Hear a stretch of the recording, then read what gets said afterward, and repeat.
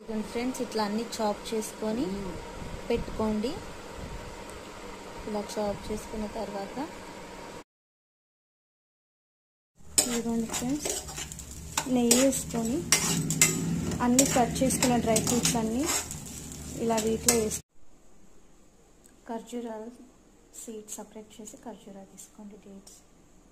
ఇప్పుడు ఈ ఖర్జూరా మిక్సర్ మొత్తాన్ని మనం ఆల్రెడీ కలిపి పెట్టుకున్న డ్రై ఫ్రూట్స్ దానిలో వేసామన్నమాట. ఇప్పుడు ఇదిగోండి ఫ్రెండ్స్ బ్రెయిన్ సూప్. ఇదిగోండి ఫ్రెండ్స్ మనం వేయించిన తర్వాత ఇలా ఉంటాయన్నమాట, బాగా ఫ్రై అయిన తర్వాత. ఇదిగోండి ఫ్రెండ్స్ అన్నీ బాగా ఫ్రై అవుతున్నాయి, చూద్దాం. ఖర్జూరా ఇలా మెత్తబడుతుంది, చూడండి అన్నీ ఎంత క్లియర్గా కనిపిస్తున్నాయి. రోజుకి ఇది ఒకటి తింటే మీ ఎనర్జీ లెవెల్స్ బూస్ట్ అవుతాయి.